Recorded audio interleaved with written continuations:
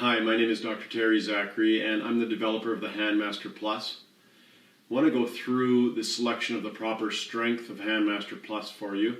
And first of all, be sure to get the recommendation of your healthcare professional before beginning any exercise, but also with Handmaster Plus. Another test that you can do on top of that recommendation is to just, if you're very weak or you're wondering if you're ready to start rehabilitative exercise, this extra test is simply to close your hand fully, open your hand fully. Hold each for 1 second. We'll have you do that for 30 seconds, and if you're not feeling any discomfort after doing that, you're ready to start with the Handmaster Plus Soft. So the Soft product is the blue ball with the yellow cords, and the progression will now then go to the medium, which is the red ball with the black cords, and then finally to the firm, if necessary, which in most cases, medium is lots to keep you strong, healthy, balanced, with proper blood flow.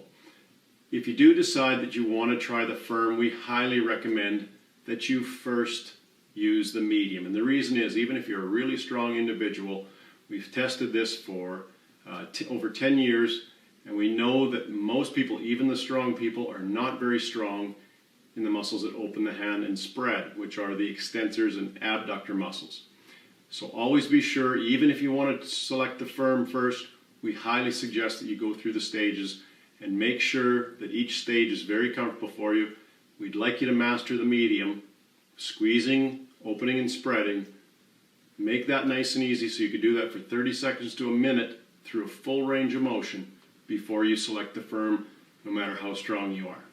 If you want more information, you can go to info@docsac.com to send us an email, or you can visit our website, docsac.com or handmasterplus.com if you'd like to purchase.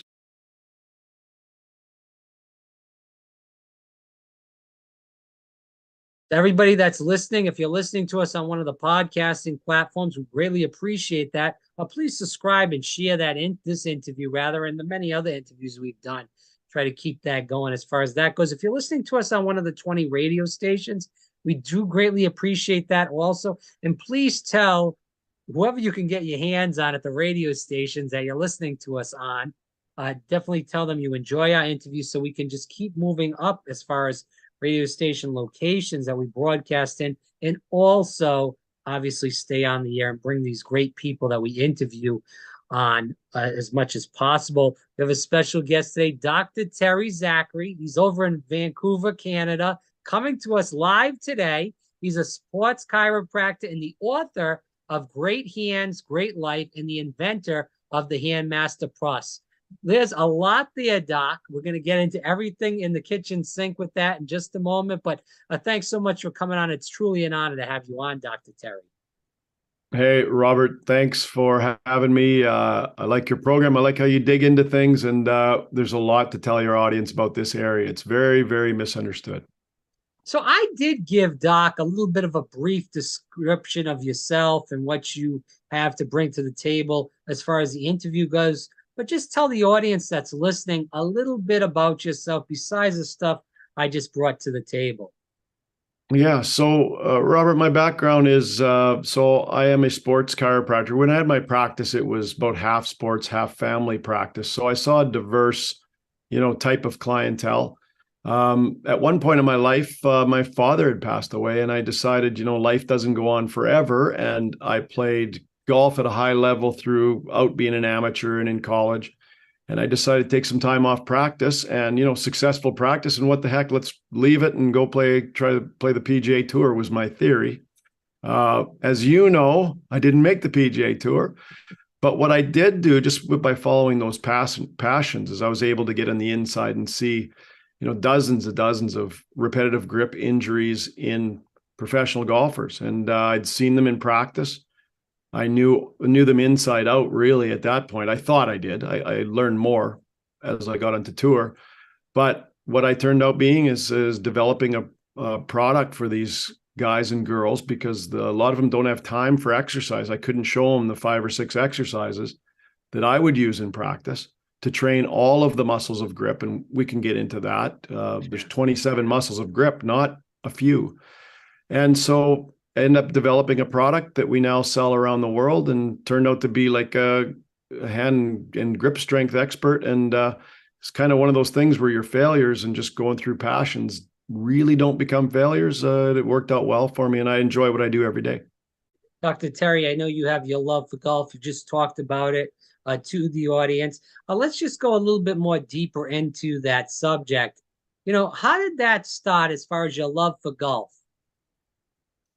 Well, I started I loved sports, I think was where it all started. And my first sport, because I'm a Canadian and by law I have to take up hockey first. So I really enjoyed hockey, and it got me, really just participating in sports. And then I was turned on to golf at some point, a little later in life. I was maybe 13 or 14.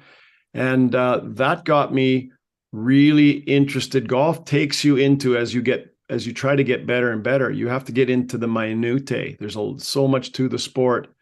And I think that got me really into learning the mechanics of how the body works. And that actually, I think, had a lot to do with what I eventually did for my career. But golf was a big challenge. That's what I saw. And it was different from a team sport. In a team sport, you maybe have a bad game and you get away, you still get a win. And in golf, I just felt like there was just such an onus on the individual to get better. And I didn't realize that when I was a kid. I just enjoyed it. But the challenge that golf brings you to get better and better and better is you pick up the same habits that you need to get better at everything, which is, studying and applying and learning and keeping on going and trying to get out of your own way. And golf was just awesome. I just was so attracted to it and still am to the day. And I want to get into this. Golf is a game of patience, which I don't have much of. I'm working on that with some people, as far as also I am for myself. But with that said, it's more than a game of patience as far as golf goes. There's a lot of strategic measures, mental issues that you have to work through with this game, and hitting this small ball rather, hundreds of yards in the air and getting it into that small little cup.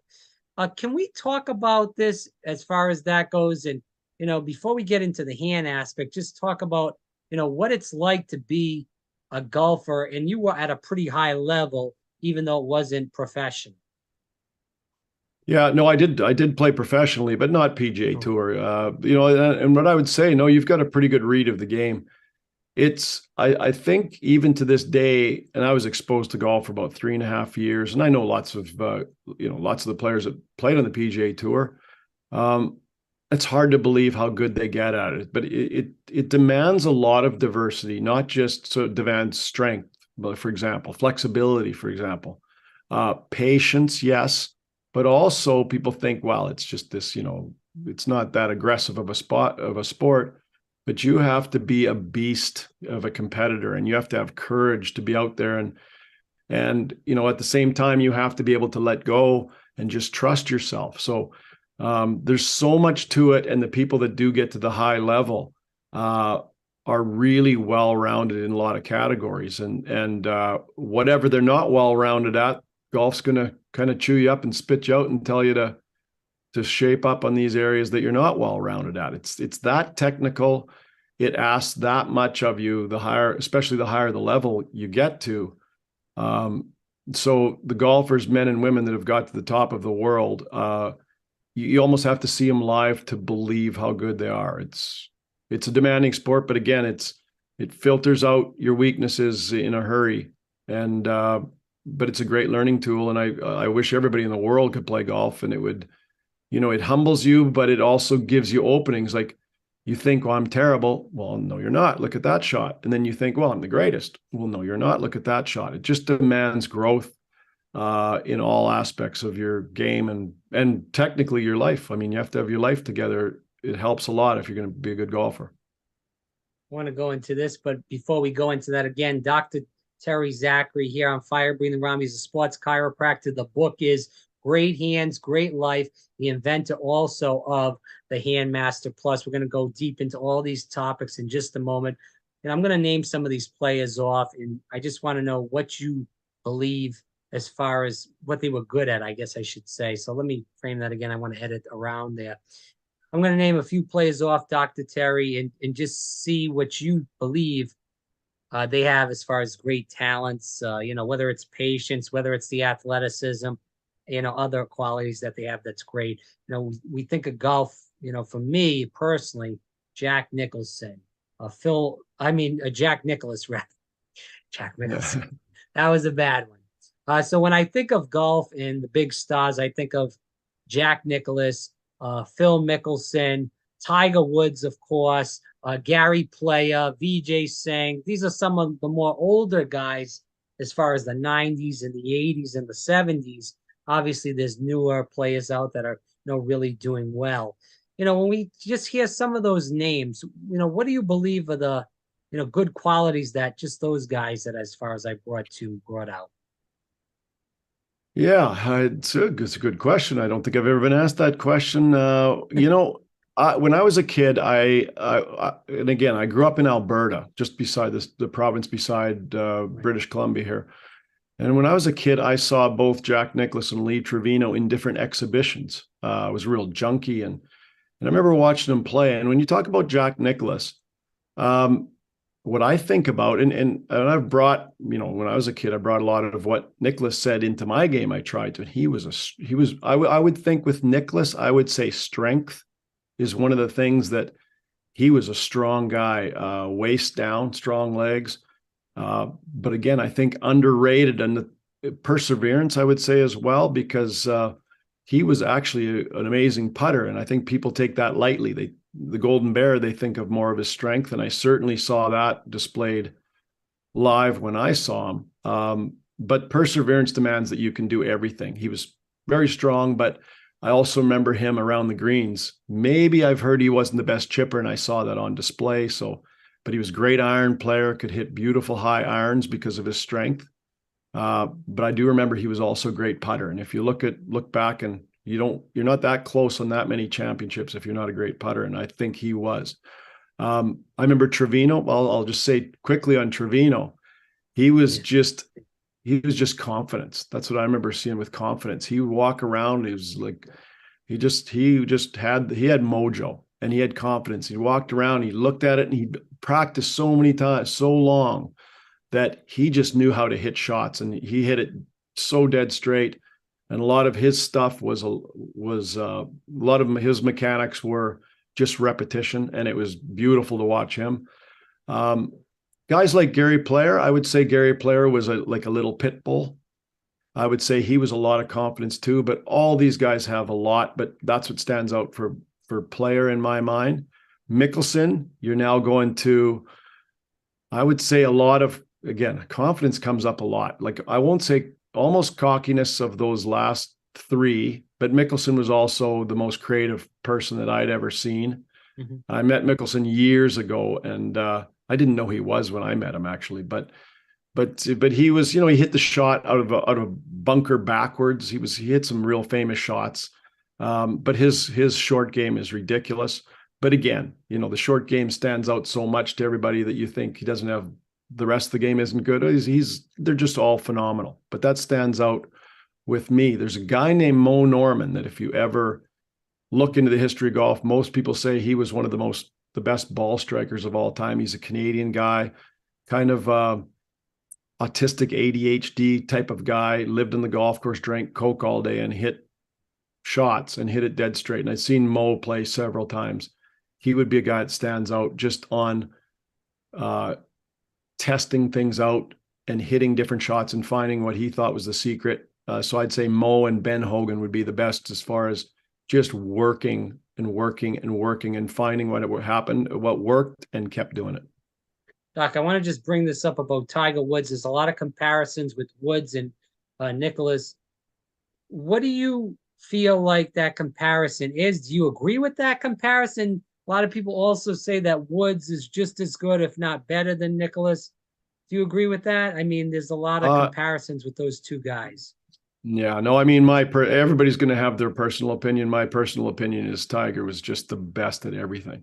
You talk about a well-rounded player, mental toughness, belief, Another thing I didn't mention about Nicholas was ability to manage a golf course, like where to hit it and, play the smart part of the game. And I mean, Tiger's right there too. So I'd say, no, I do think Tiger was the most dominant thing I have ever seen. First time I saw him hit a golf ball was in Palm Springs, and I couldn't believe how high he hit it. It was just a different flight. So he brought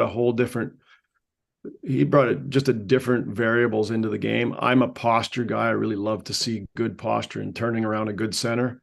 And Tiger, you watch him and it's like watching a machine. So I think, I mean, it's my opinion. It's different eras, so it's not fair to compare, but Tiger changed the game. I mean, he changed the game to this day. Everybody that's playing at a high level changed because of Tiger. He's the one we always talked about bringing like strength and flexibility into golf. And Tiger is just a machine. So to me, Tiger's the best player that there ever was. And I love Nicholas. So it's not easy for me to say, but it's just, I find it to be true.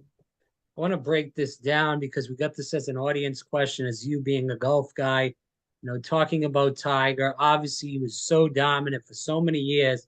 Then he had the issue with his wife, and whatever happened there is what happened there. We totally don't really know the full true story of what happened that night over in Florida. But regardless of that, do you believe that was slowly, obviously had the back issues too. So I do want to put that in there. But between the woman issue that he had and the back issue, do you think that kind of really cut his career, I guess, short? Where maybe if he didn't have some of the woman issues and even still had the back issue, he might have still been able to win some more majors than he did because his mind wasn't there. Yeah, I think it's getting back into, we talked earlier about, one of the facets that really helps your golf game and compete at a high level is to have, your life together. So when I said Tiger's had all the tools, I meant the physical tools and just the understanding of the mechanics.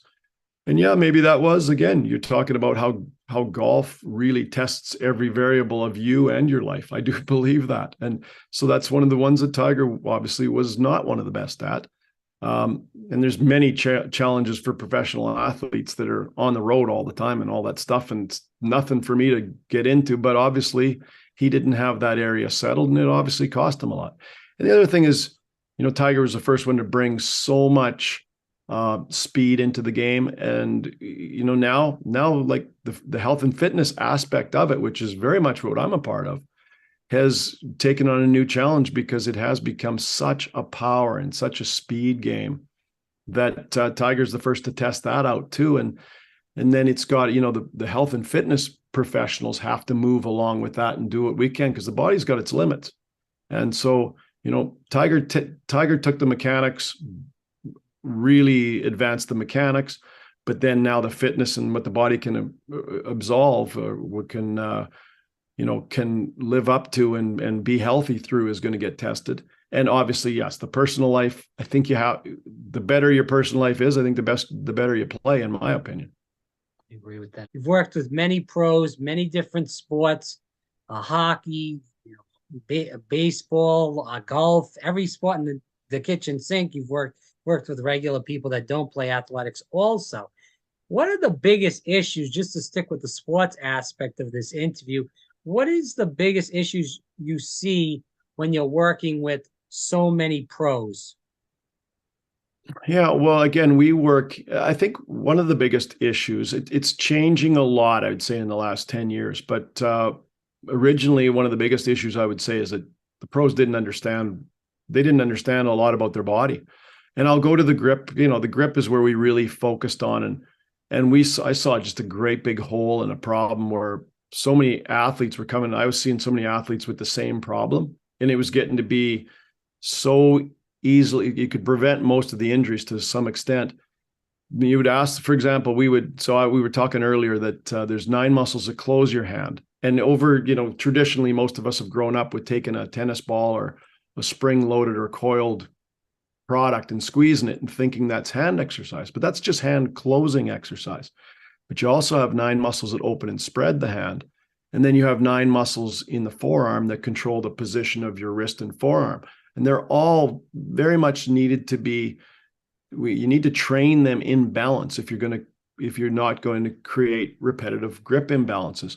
So we would interview the golfers, for example, and they'd have problems with their elbow, let's say. Elbow and wrist were a lot of the problems. And I would ask them what they do for training. The two answers would be either they don't do anything, or they take something like a spring-loaded or a coiled unit or a ball and they're squeezing it. And then I would ask them what they do for the 9 muscles that open and spread their hand, which have to be healthy if you're going to have, first of all, really strong, functional, healthy grip. And second of all, if you're not going to run into imbalance problems. And these athletes would look at me and like I'd change languages. They didn't know what I was talking about.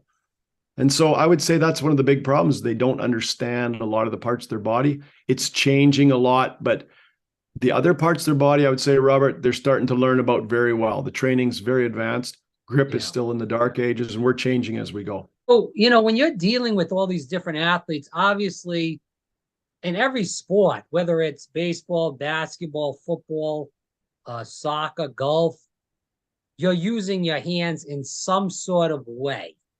Obviously, some sports rather are using their hands, more than others. So when you're dealing with all these different players, what players have the biggest problems with their hands as far as, maybe they have the tight muscles, maybe their grip is bad? What players are you seeing that have those big problems? Yeah, that's a good question, because what I would say is the real specific grip dependent sports is where you have them holding on to something as a regular part of the game. And what I would say mostly is you're looking at the golf. The golf is a real big, as far as that goes, if you're practicing and playing a lot, tennis is really high up there. Yeah. Again, I talked about hockey. You're always gripping, lacrosse. You can think of all the grip sports, badminton, gymnastics. You're always, depending on what the routine is or what the skill is, you're gripping a lot. So anything where you're repetitive gripping, and it's the best way I can explain it to your audience as well, Robert, is that it's just like if I had poor posture and I walked in and I said, well, I've got poor posture. What do you want me to do? And you'd say, because that's what happens. And you'd say, well, I want you to slouch more. Well, that wouldn't make any sense whatsoever. And that's technically what they're doing. And actually, the mechanics are very similar. When we take something and we say, well, look, I see that we're squeezing it all day, so let's practice that more. It's just not, we know what happens. And I see the same injuries over and over and over from this misunderstanding. And it's quite simple that look how the body's designed, study the function of the grip, and we know that those muscles that open and spread the hand have to be strengthened as well.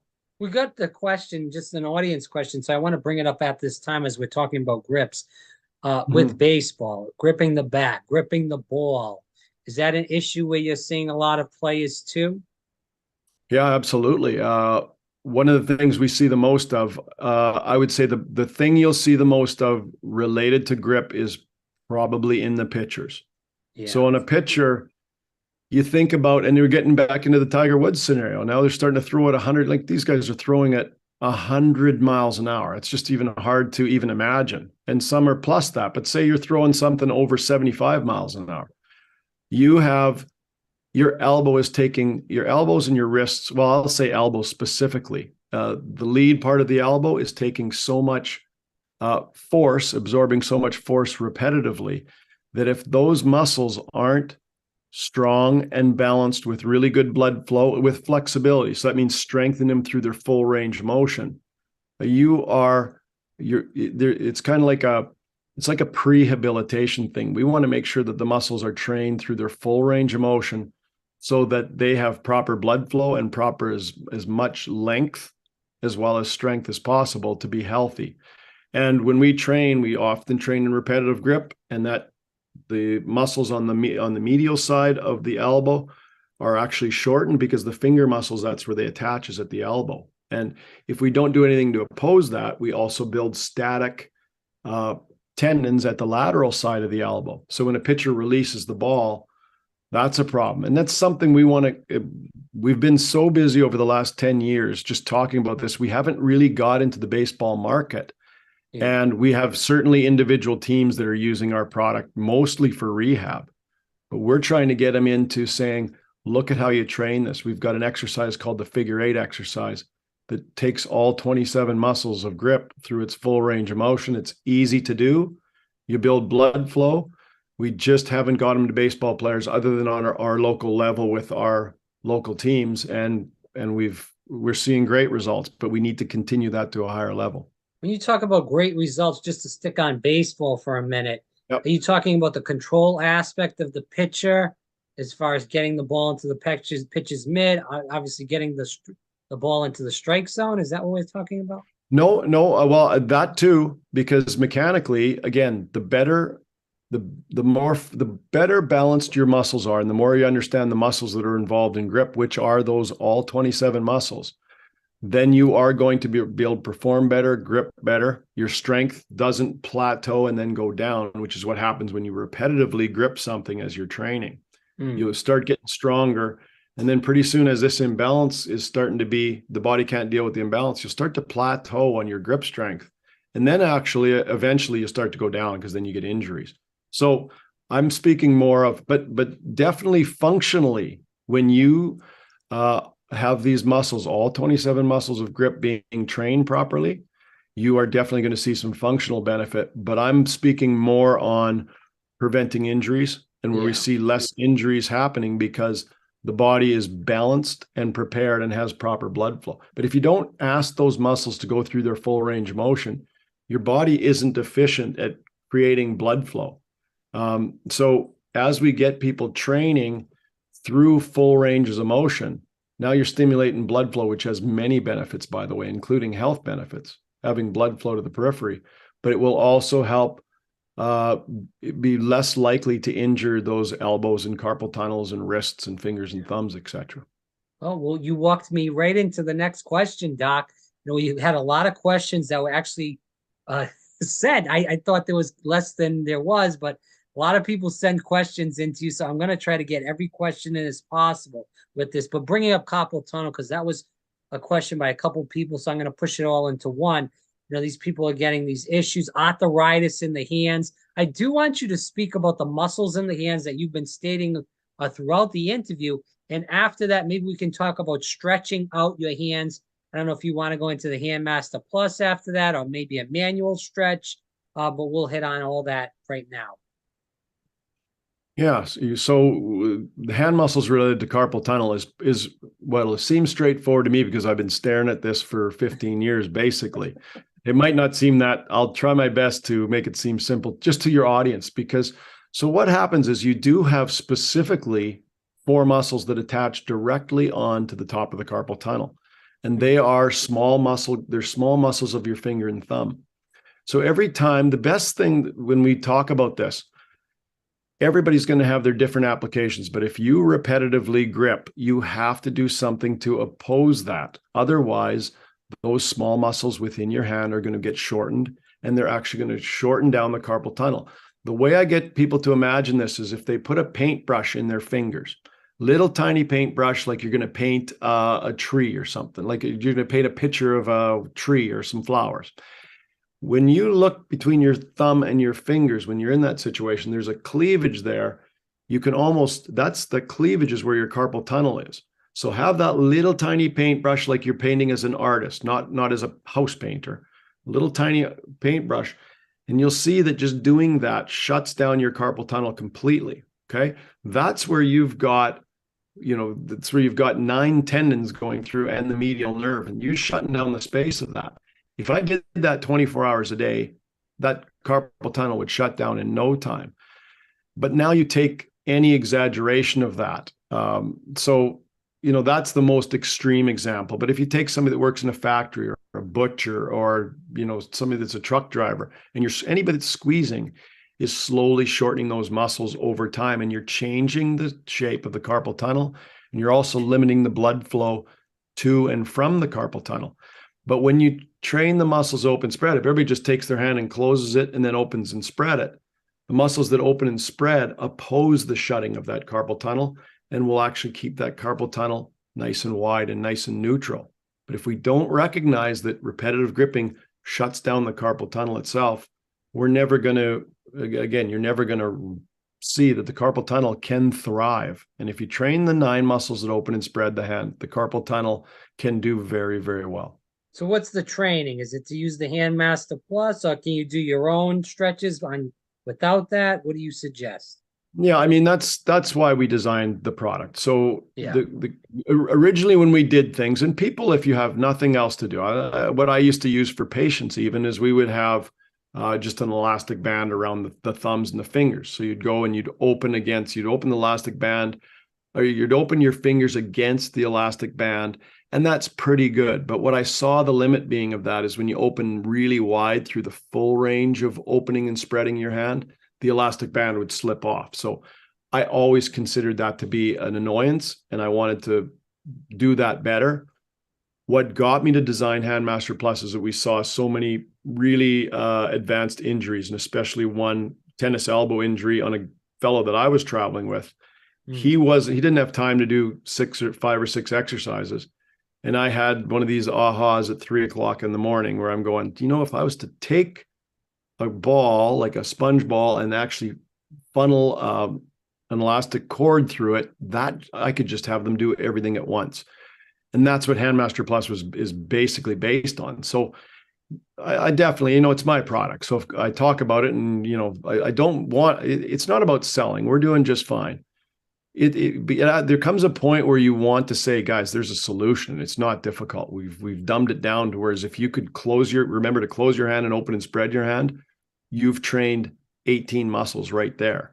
And that is the main exercise that we do to train the carpal tunnel. As you close it, you put I could show you the product, or I can just explain it. You basically put thumb loops on, a thumb loop on, and a finger loop on, and you close against the middle ball, a central ball, and then you open and spread against this elastic that goes through the ball. And that creates natural resistance to a full range of motion. There is no elastic band slipping off anymore.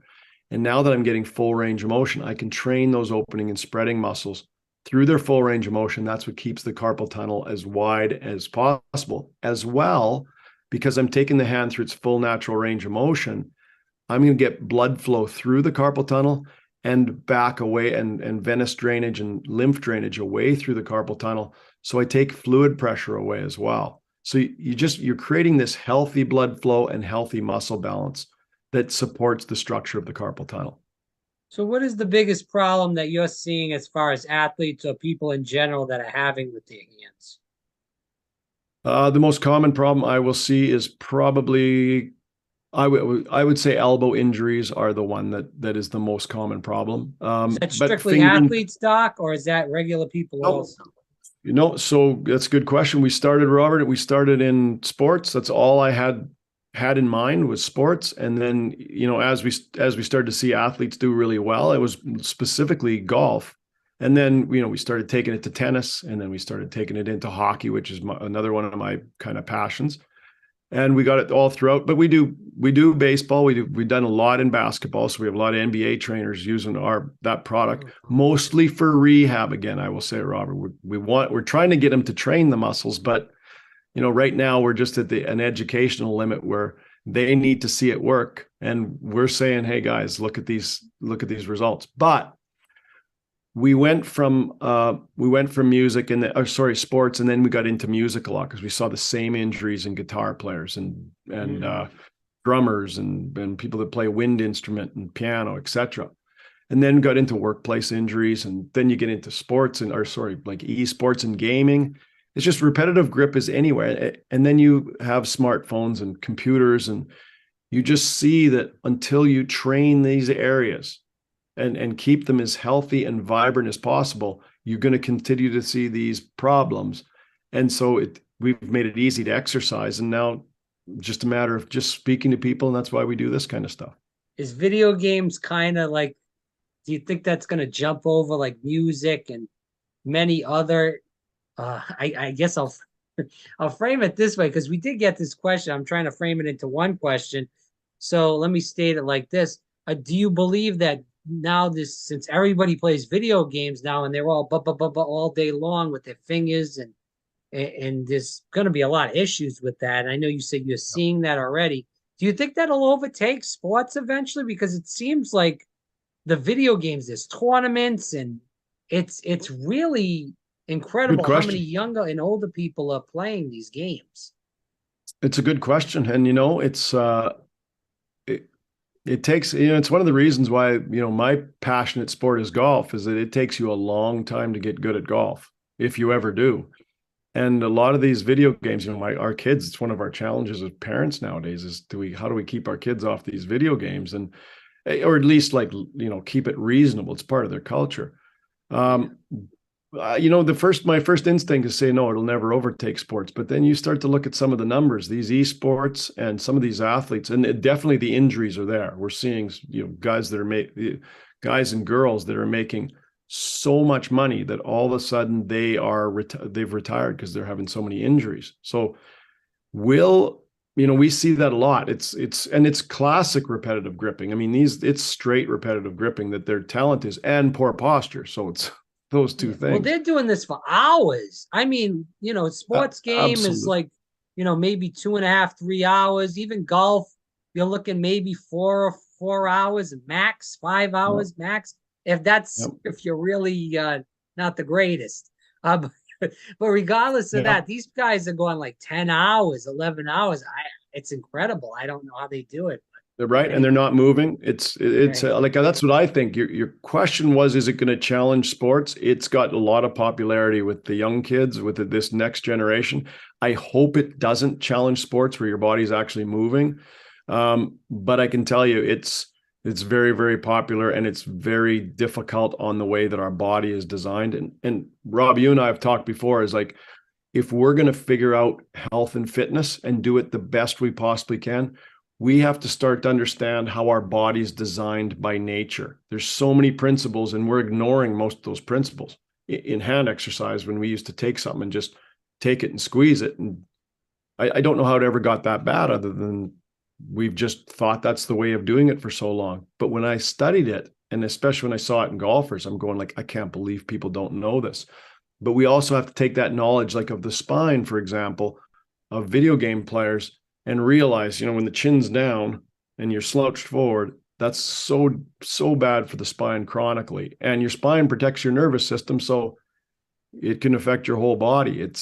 We've got some real problems coming, but we have to look at respecting the way that nature built this amazing body, and then start to train people like this, no matter what they're going to do. If they're doing esports and like gaming, there's got to be a real, like, smack you in the side of the head and go, here's how you need to train to offset what you're doing.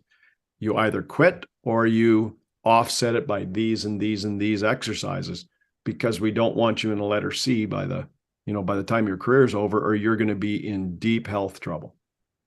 It's very sad. Dr. Terry Zachary, sports chiropractor, the author of Great Hands, Great Life, and the inventor of the Handmaster Plus. We're going to get into the book in just a moment.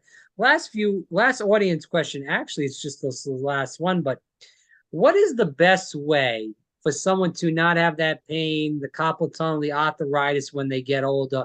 We're talking to more of the younger people, the 20s and the 30s. I know you just kind of stated the video game issue with the younger people, but maybe let's speak to the 20 and the 30, 40-year-olds. Yeah, it's funny because my message, Rob, is the same. It's like, Okay. take an interest in what, if I'm a football player and I didn't prepare to go out in the football field, and I all of a sudden went out there, I would get, demolished. You have to understand your body. Okay. If you're a gamer, you are using your body, you're utilizing your body to do what you do. And at the earliest age you can possibly do it, understand how it works, get it strong, make it thrive, put it in balance, give it blood flow, give it proper nutrition. Like, if you're going to play these games, or like you're going to do anything, if you're going to be a golfer, you should do the same thing, because, golf is, if I'm a right-handed golfer, I'm usually going to have a right shoulder low over time. And I'm going to have, rotation one way and not the other way. I have to figure out a strategy to say, here's what I do for a living or for my interest, like an interesting hobby. I have to identify it and offset it. So whether you are, I say the same thing, whether you're a young gamer, young esport athlete, which, I mean, again, I have a lot of respect of what these kids and young adults have accomplished in being good at these things. But if they don't understand their body, nature's not going to give them a pass. Nature's going to get them. And it's the old saying, you don't fool around with Mother Nature. Just learn about your body if you want to be a gamer. Learn about your body if you want to be a golfer, etc. Oh, no, sorry to interrupt, Doc. I want to be No, gracious that's with okay. your time. I know we've been talking for a long time, even before we started recording. But with the last few questions, I do want you to tease the book, Great Hands, Great Life, before we go into the last two questions. Yeah. So Rob, appreciate that. So the Great Hands, Great Life was just my opportunity to look, and we do talk a lot about these things, but what the book does, it lays out the basic, for people that want the basic anatomy of how about the hand muscles and the grip muscles. It lays out the basic anatomy. You can skip those chapters if you're bored with that.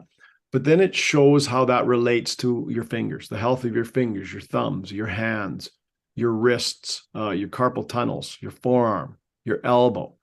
It gets into a lot of the studies. There's been 5 major studies, Rob, that shows that grip strength is directly positively correlated with life longevity.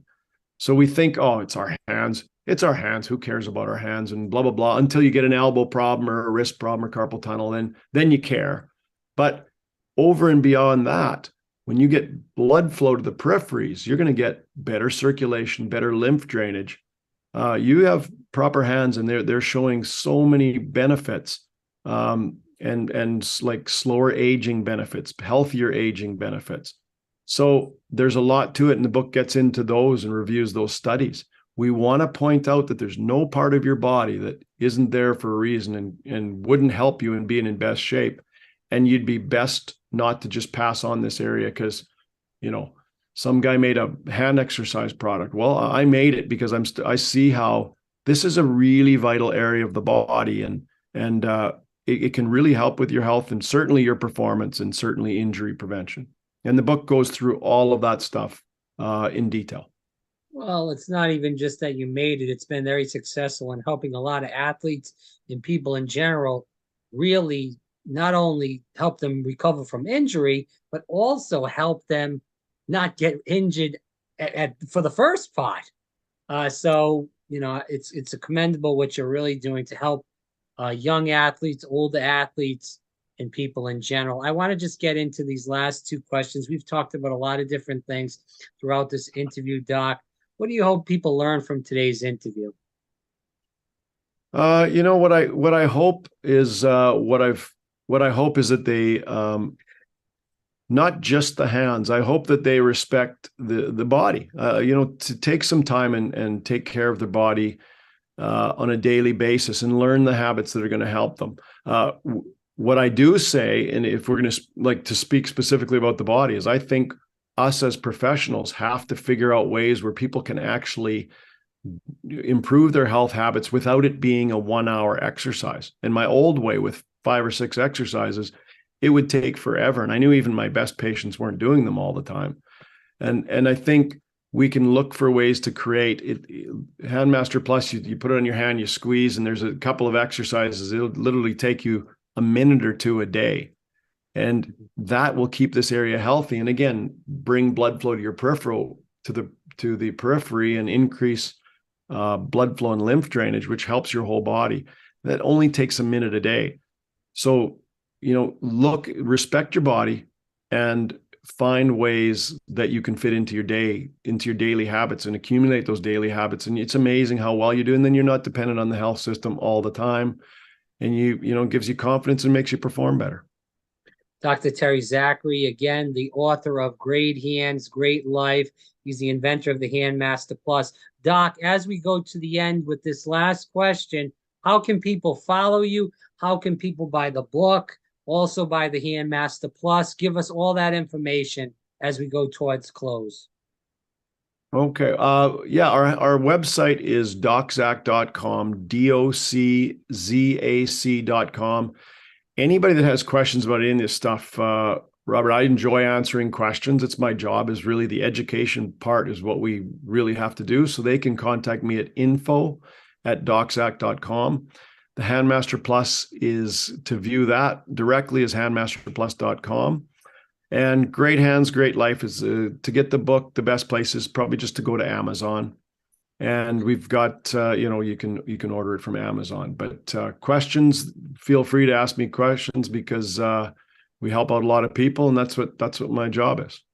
Well, listen, Doc, I'm looking forward to our next conversation. Again, Dr. Terry Zachary here on Fire Breathing Rob, and I know you're going to produce another book, which will be the best book, we hope, as far as, not that we're taking anything away from this book, but we always want you to, and anybody in general, to do the best as far as the next book or article or whatever the heck they do next.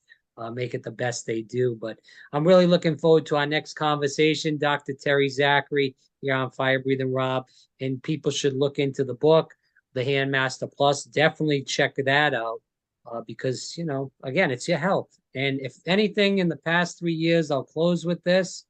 Anything in the past 3 years we've learned is they have to take your own responsibility for your own health. You can't worry about doctors in the medical system, because my opinion, they don't really care too much about you. They care about the next dollar bill. There are some doctors that are good, to be fair. That's more of a generalization. But anyways, Dr. Terry Zachary, thanks so much for your time. Greatly appreciate it. Hey, Robert, thanks for having me. Great show as always. And yeah, you know what I'm working on, some of the things in the future. Look forward to getting back on. And Please. And I hope people take control of their health, and we're trying to just figure out ways to make that easier for you guys.